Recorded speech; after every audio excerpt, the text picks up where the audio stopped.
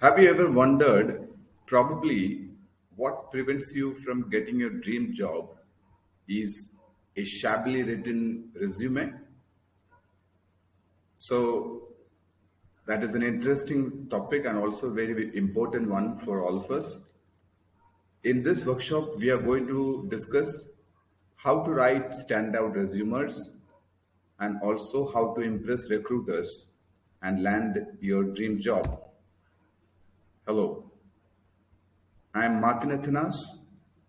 I am the head of training and also an author of two books, Positive Selling as well as Basic Intelligence Development. I am a business and personal growth coach as well. We are going to see in this workshop the topics that we are going to cover are what is a resume versus CV, which is curriculum vitae, different resume formats, what you need to know before making a resume writing tips to help you get hired. So let's get going. First, let's see, we probably most of the time interchangeably use the words resume and CV, and then there is another term called as biodata, but they are not one and the same. They are different, and let's see how they are different. It is very important for us to understand.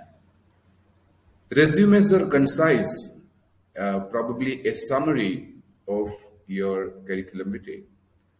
It includes only the skills and qualifications related to the position you want. And most of the time, resumes, otherwise some people call it as biodatas, are asked for entry level or junior level or even fresher level positions. Whereas curriculum vitae are more extensive. A curriculum vitae includes the full extent of your academic credentials and professional experience. And most of the time, this is asked from four senior most positions like managerial and executive and above.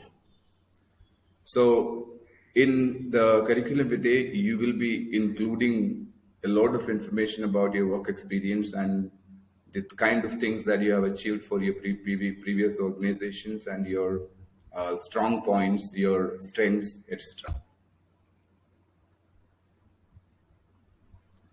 Now, how to write an awesome resume? As I said earlier, a resume is what stands between you and your dream job. So make sure your resume game is strong. I would like to mention here that a lot of times, a lot of people use a single resume for years together. They do not update their resumes. It is very important to write a fresh resume for each position that you are applying for and accordingly shape up that resume. Even when it comes to updating your resumes in social media places like LinkedIn and other job say listing places, at least once in 6 months, please do update your resume, including your latest achievements and the activities that you have done. The issue with resumes is that most HR managers do not need to know your birth date and see your photo or learn your first email address and from the middle school. They straight away want to come to know you as a person and your skill sets and education. So don't bother about whether you look good on the resume or search out for formats wherein a lot of photos and graphics is included. Go for, depending upon the job position that you're applying for, choose the resume format accordingly. Preparation is the key, like anything else that we do in life. But the first step in getting a job, as you know, is the resume, because you first send your resume and there is a resume shortlisting that the HR team does. And during that shortlisting, even if you're good with your experience, if your resume does not stand out, you might lose the chance. So what you need to know before writing your resume?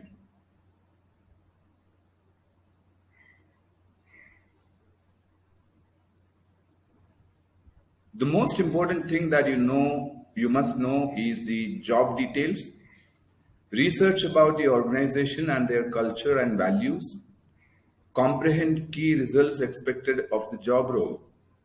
As I mentioned again earlier, a lot of people blindly send their last resume without understanding what is the current job position all about, what is the culture of the company that they are going to get into, what kind of people the company is, will require, and accordingly shape up your resume.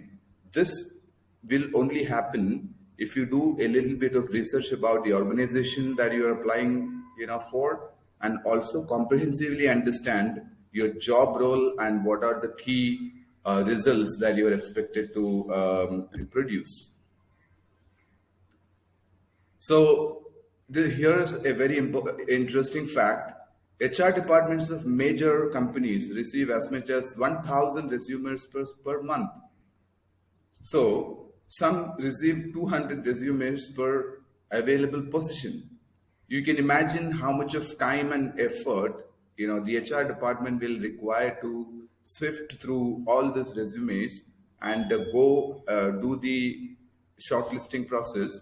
It is a very time consuming and a laborious act. So keeping your resume standing out and making it crisp and clear for the HR department will help you in getting into, getting shortlisted for the job. And if you ask me, there are three types of resume formats. First is reverse chronological, wherein you will start with your latest work experience first. For example, this is 2022. You will start with 2022, whatever you have done, then you will go to 2021 or 2020 in that order till the time you reach your first job. This is used for entry level kind of positions. Now there is functional or fresher experience, focuses on skills and your achievements, your education qualifications and your skill sets. And since you're a fresher, during your education, what are the things that you have achieved in your college days? Probably you were a badminton champion, or you competed in the national level or the state level. You have won awards, or you are a rank holder, or you came in the top 10 of the merit list. Those are things that is a functional, a fresher resume has to highlight. Now there is a combination wherein you're going to mix your experience as well as your skills and achievements.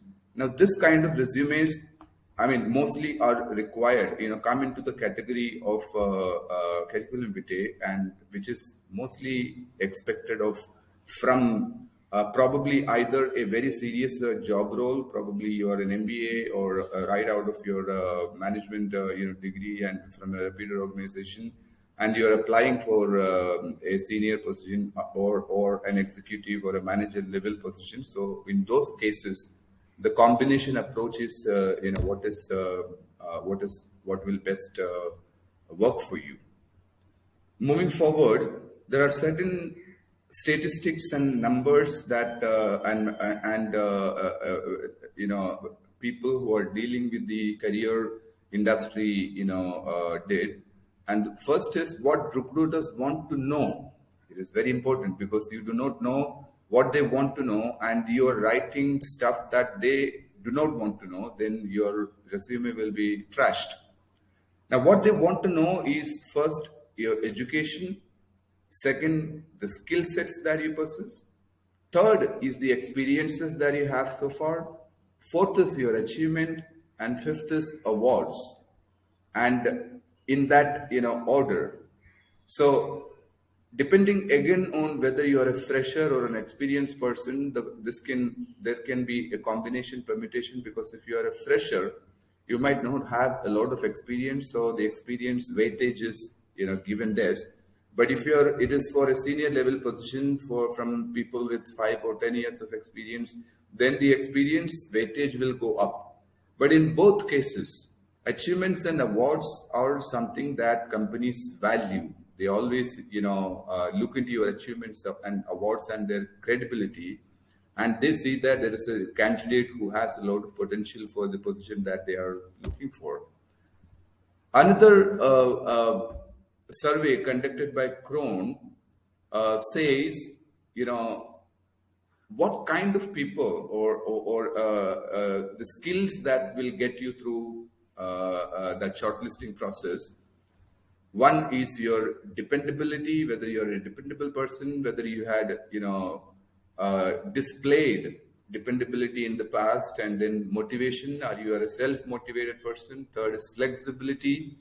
All right. And fourth is work ethics, and fifth is professionalism. These are the five, skill sets that most of the recruiters are looking for. Now, there are certain turnoffs for HR department while taking a look at your resume, and if you commit those mistakes, there is a very high chance that your resume will be straight away disqualified. Those are spelling and grammar errors, formatting issues. They seem small, but can be very major turnoff for the people who are looking at your resume. So be careful to avoid these issues. Include a professional summary. Some other, some opt for, some objective statements like what is your value system, what do you stand for, what are you promising to bring on the table, and what are your philosophy of your career or philosophy of your life. Those are statements that you can include. Either way, this serves as your elevator pitch, what you write in your professional summary. So don't write a very long, summary. It can be a very short paragraph with 4 to 5 lines, which can act as an elevator pitch for you to get the attention of the person who is looking at your resume. Now, if you come for my suggestion, my best resume writing tips are, there are 5 elements. 1, avoid vague terms like detail-oriented and hard worker. These are not quantifiable qualities or skill sets. Second, cite instances your skills benefited your team or employer. Use examples and use statistics. Third, make your contact information more prominent. You put your contact information at some position, where it is not traceable. Then it is very difficult for the person who's looking at the resume to search for that, and it's a great inconvenience for them. So either put it at a prominent position, either at the top of your resume or at the bottom of it, so that it can capture the attention. 4, use bullet points for better readability. Don't write paragraphs, or whether it is short or long paragraph. Instead, if you want to highlight items, put bullet points instead. 5, use clean job appropriate templates. For example, if you are applying for a designer's job, right, then you can put a lot of design elements in your resume.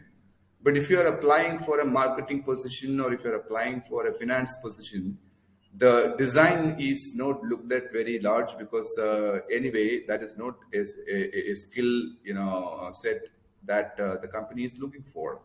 So depending upon what kind of position that you're applying for, have a very neat, clean and crisp template. There are hundreds and thousands of templates available, and choose the one which most suits the position that you're applying for.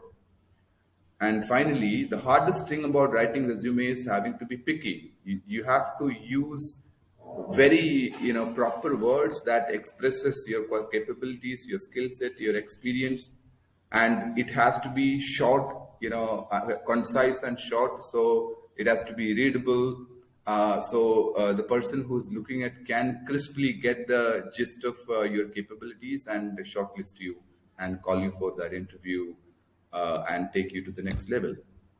Thank you so much. That's all about the resume writing skills, and I know you will have a few questions, so you can always write to me at martin@prosperity.learning.org with your questions, and you can also comment on this video. Please